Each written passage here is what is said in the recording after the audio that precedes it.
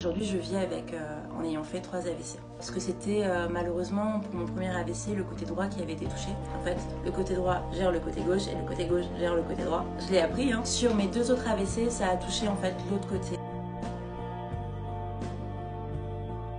Je m'appelle Stéphanie Henry, j'ai 32 ans et je suis chef commercial. J'ai une passion, donc c'est des créations de contenu. Je crée des contenus sur Instagram et sur TikTok. Et à mes heures perdues, je suis mannequin curvy.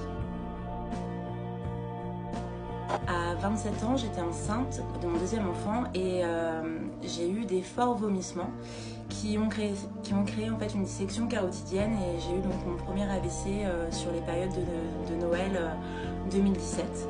Et en fait, j'ai constaté vraiment que je n'allais pas bien début janvier, donc je suis allée à l'hôpital qu'au bout d'une semaine de mes symptômes. Pour moi, c'était de la fatigue parce que j'étais enceinte et malheureusement, en fait, après plusieurs examens, ils ont diagnostiqué que j'avais fait un premier AVC. Un mois et demi après, j'ai refait un AVC où en fait, on a dû déclencher une césarienne pour m'accoucher de ma fille. Lors de cette césarienne, j'ai refait malheureusement un AVC. Sur la première partie de mon premier AVC, j'ai eu une hémiplégie du côté gauche et une aphasie. J'ai eu des difficultés de concentration cognitive. J'arrivais vraiment pas à cerner ce qu'on me disait, ce qui se passait en fait un peu autour. J'étais un peu perdue. J'avais beaucoup de troubles visuels qui ne partaient pas. Je voyais trouble, j'avais une vision qui était complètement troublée du côté gauche. Aujourd'hui, je vis avec des séquelles permanentes qui partiront plus parce que du coup, ça fait quand même presque 6 ans. Aujourd'hui, j'ai toujours des troubles visuels, j'ai des fortes migraines, une fatigabilité excessive. Tout ce que je fais est très pénible, peu importe si je me repose avant ou pas. J'ai des vertiges permanents, c'est des vertiges vestibulaires, c'est comme ça qu'on les appelle. Des difficultés de concentration, de trouver mes mots quand il y a du bruit ou si on me pose une question et que j'y ai pas réfléchi avant. C'est venu de rien, d'un commentaire sur TikTok qui ne me croyait pas, où j'ai dû me justifier. Et en fait, au fur et à mesure du temps, c'était plus pour me justifier, c'était pour aider les autres. J'ai vu très vite que les gens, ils étaient touchés. Je me suis rendu compte qu'il y avait plein de personnes sur Instagram qui m'envoyaient des messages pour me dire que eux-mêmes avaient subi un AVC ou avaient un handicap et que ça se voyait pas, etc.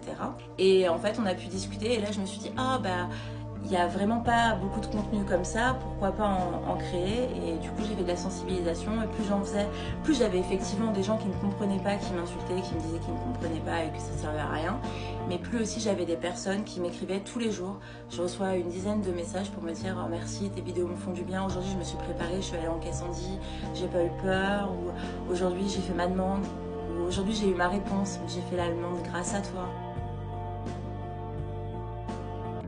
Ça en découle maintenant d'une association qui s'appelle Eau Confiance et qui aide les gens qui ont un handicap invisible, qui subissent de la grossophobie ou tout simplement qui n'ont pas confiance en eux, qui viennent me contacter et qui peuvent rejoindre l'association. On fait pas mal de choses ensemble. Alors c'est un coaching individuel, mais je fais des choses un peu plus en groupe, voilà, en fonction de là où je suis et de nombre de personnes qu'il y a. Ça peut être un shooting, ça peut être de l'énergétique. Il y a plein de personnes qui se sont mis en collaboration avec moi et qui aident en fait à mettre en confiance et à aider aussi juste au bien-être des gens.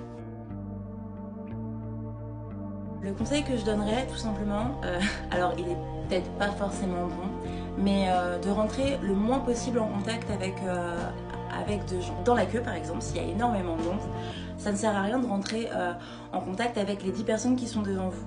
Déjà de 1, parce que sur les 10 personnes, il y en aura forcément une qui va vous dire non. Ce que je conseille, c'est d'aller directement voir quelqu'un du magasin, que ce soit dans les centres commerciaux, dans les supermarchés. Vous pouvez aller à l'accueil ou directement sur le côté, voir la caissière ou l'agent de sécurité ou tout simplement un vendeur quand vous êtes dans un magasin et lui signifier en lui montrant votre carte que vous avez la carte handicapée. Cette personne en fait elle va être votre bouclier face à tous les gens dans la queue et elle va vous permettre de ne rentrer en contact visuel avec personne dans la queue. Ça évitera toutes les remarques, en tout cas dirigées directement vers vous. Faut pas avoir honte et dire ah ben c'est pas grave, je la passerai une prochaine fois, je peux attendre. Non, si on a cette carte, c'est parce qu'on a un besoin et eux ils ont une obligation. Nous on a fait cette carte, on a eu des procédures longues et fastidieuses pour avoir cette carte, donc il faut l'utiliser. Et plus on l'utilisera, plus les gens se rendront compte que 80% des handicaps sont invisibles et que c'est pas parce que ça se voit pas que ça n'existe pas. On peut l'utiliser en laboratoire, on peut l'utiliser en pharmacie. Les gens sont obligés de te laisser passer. C'est comme ça, c'est la loi. Aujourd'hui, on a cette chance et on l'a pas depuis très longtemps non plus. Et je trouve que c'est bien, il faut la mettre en avant et ça serait dommage de s'arrêter là. Les deux seuls côtés pratiques que je vois à avoir une carte handicapée, on passera plus vite au ciné et on ira plus vite à Disney. Voilà. Et après le reste, c'est des inconvénients, des jugements et voilà. Et le fait d'être handicapé et d'avoir un handicap à vie.